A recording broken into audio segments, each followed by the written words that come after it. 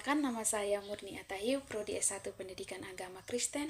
Tujuan saya membuat video ini untuk memenuhi tugas strategi pembelajaran PAK.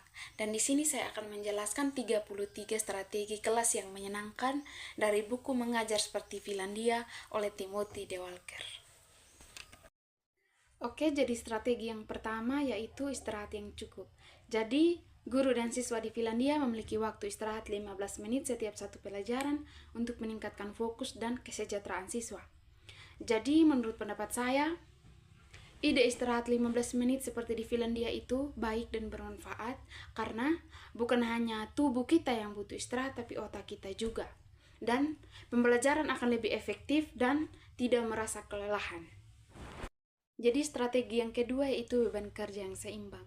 Jadi guru di Finlandia tidak lebih dari 6 jam sehari, termasuk waktu persiapan mereka sehingga mereka tetap segar dan tidak merasa kelelahan. Jadi menurut pendapat saya, beban kerja seperti di Finlandia itu patut dicontohi karena guru juga berkesempatan untuk beristirahat dan menjaga kesehatan mental mereka. Strategi yang ketiga itu lingkungan kerja yang santai. Jadi guru di Finlandia menggunakan waktu dengan sangat baik dan bermanfaat seperti bercerita dengan teman, minum kopi, baca buku.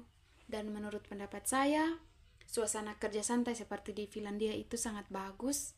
Guru tidak merasa stres dan akan mengajar lebih menyenangkan ke kelas berikutnya. Strategi yang keempat yaitu pendekatan yang tidak terlalu menekan. Jadi guru di Finlandia diberikan kesempatan untuk mengatur ritme mengajarnya sehingga kelas lebih rileks dan menyenangkan. Jadi menurut pendapat saya, pendekatan seperti guru di Finlandia itu sangat bagus sehingga nantinya suasana kelas akan lebih santai dan lebih menyenangkan. Strategi yang kelima yaitu fokus pada kesejahteraan siswa dan guru. Jadi dengan jam kerja yang fleksibel, suasana yang mendukung, jadi guru akan mengajar lebih efektif tanpa merasa tertekan. Jadi menurut saya, mengajar seperti di Finlandia ini sangat baik karena guru akan lebih mengajar lebih efektif dan tidak akan merasa lelah dengan jam kerja yang fleksibel. Strategi yang keenam yaitu menciptakan lingkungan kerja yang santai. Jadi, guru di Finlandia tidak tertekan dengan tuntutan administratif, sehingga mereka lebih semangat dalam mengajar dan lebih membuat kelas lebih menyenangkan. Strategi yang ketujuh yaitu menciptakan lingkungan yang bebas stres. Jadi, guru di Finlandia tidak terbeban dengan pekerjaan yang berlebihan. Jadi, mereka lebih fokus dalam pengajaran, sehingga pembelajaran nanti akan lebih efektif dan membuat kelas lebih menyenangkan.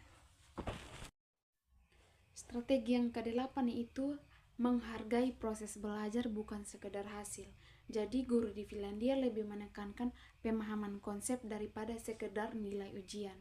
Jadi menurut pendapat saya, pencapaian dalam proses itu sangat penting.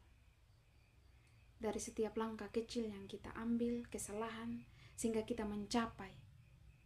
Proses itu sangat penting. Strategi yang kesembilan yaitu metode mengajar yang lebih sederhana dan efektif. Jadi di Finlandia tidak bergantung pada teknologi, tetapi mereka menerapkan strategi yang ada di kelas. Jadi itu sangat baik menurut saya. Strategi yang ke-10 itu observasi dan praktek mengajar yang lebih mendalam. Jadi di Finlandia, guru belajar lewat rekan kerja mereka sehingga mereka mengalami observasi langsung. Strategi yang ke-11 yaitu penerapan strategi yang konsisten di seluruh sekolah. Jadi di Finlandia praktik mengajar diterapkan di seluruh sekolah dan menciptakan standar pendidikan yang efektif dan merata. Strategi yang ke-12 yaitu fokus pada pengalaman nyata. Jadi Guru belajar tidak hanya melalui teori saja, tetapi juga dengan mengalami langsung bagaimana metode terbaik diterapkan di dalam kelas. Jadi, menurut pendapat saya, pengalaman nyata menjadi bagian penting dalam proses belajar. Di sanalah guru bisa mengevaluasi dan menyesuaikan pendekatan yang paling efektif bagi siswa. Strategi yang ke-13 yaitu menikmati kehidupan dengan santai. Jadi, di Finlandia mereka menjalani kehidupan dengan santai, tidak terburu-buru, hidup tanpa tekanan yang berlebihan. Jadi menurut pendapat saya itu bagus, karena jika kita berburu-buru maka hasilnya akan buruk. Strategi yang ke-14 yaitu menjaga keseimbangan antara kehidupan dan pekerjaan. Artinya tidak mengukur nilai berdasarkan seberapa hal yang telah dihasilkan atau dicapai. Strategi yang ke-15 yaitu fleksibilitas dalam memberikan istirahat. Artinya, guru harus melihat tanda kelelahan siswa seperti menyeret kaki, tidur di meja, itu sebagai indikator kapan waktu istirahat. Strategi yang ke-16 yaitu mengutamakan kebahagiaan dalam pembelajaran. Jadi, guru di Finlandia lebih menghargai kebahagiaan siswa daripada sekedar pencapaian akademik. Strategi yang ke-17 yaitu menerapkan faktor kegembiraan. Jadi, guru dan siswa di Finlandia lebih mengutamakan suasana belajar yang menyenangkan. Strategi yang ke-18 yaitu proses belajar yang menyenangkan, mendukung lingkungan belajar yang positif dan tidak menekan siswa. Jadi, menurut pendapat saya, proses belajar yang menyenangkan seperti di Finlandia itu bagus dan tidak menekan siswa, sehingga siswa akan lebih aktif dalam pembelajaran. Strategi yang ke-19 yaitu hidup yang lebih seimbang. Jadi di Finlandia mereka lebih mengutamakan kualitas hidup daripada hanya mengejar kesibukan dan menghargai waktu luang. Jadi itu contoh yang bagus seperti di Finlandia, di mana mereka lebih mengutamakan kualitas hidup daripada mengejar kesibukan dan menghargai waktu luang. Strategi yang ke-20 yaitu menjadi tuan atas pekerjaan. Jadi di Finlandia mereka mengelola pekerjaan dengan bijak agar tidak menjadi beban. Jadi menurut pendapat saya itu ide bagus, karena contohnya kita guru atau siswa, jika kita membawa tugas dari sekolah ke rumah itu akan menjadi beban, karena di sekolah kita sudah mempunyai waktu banyak tapi kita sia-siakan waktu yang ada. Strategi yang ke-21 yaitu belajar sambil bergerak. Jadi artinya integrasikan aktivitas fisik ke dalam pembelajaran untuk meningkatkan konsentrasi dan keterlibatan siswa. Strategi yang ke-22 yaitu menyederhanakan ruang kelas. Jadi di Finlandia mereka kurangi dekorasi yang berlebihan untuk menciptakan lingkungan belajar yang lebih tenang dan minim distraksi. Strategi yang ke-23 yaitu menghirup udara segar. Jadi, guru dan siswa di Finlandia memanfaatkan kegiatan di luar ruangan untuk memberikan variasi dan meningkatkan energi siswa. Strategi yang ke-24, mengenal setiap anak. Jadi, di Finlandia, guru meluangkan waktu untuk memahami minat dan kebutuhan individu siswa. Jadi, mereka membangun hubungan yang lebih kuat. Jadi, menurut pendapat saya, itu menjadi contoh yang bagus seperti guru di Finlandia, di mana kita membangun hubungan yang lebih kuat dengan siswa, kita mengenali setiap kebutuhan mereka.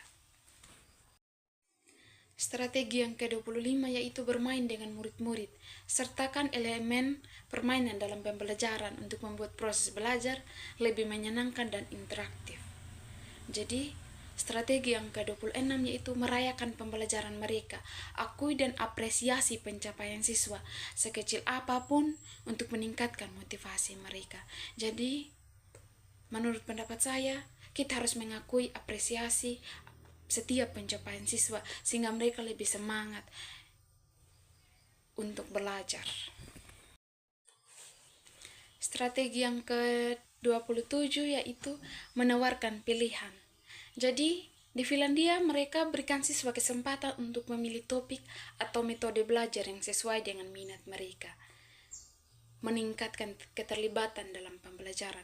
Jadi, menurut pendapat saya itu bagus karena kita harus menyesuaikan minat mereka sehingga nantinya mereka akan terlibat dalam pembelajaran.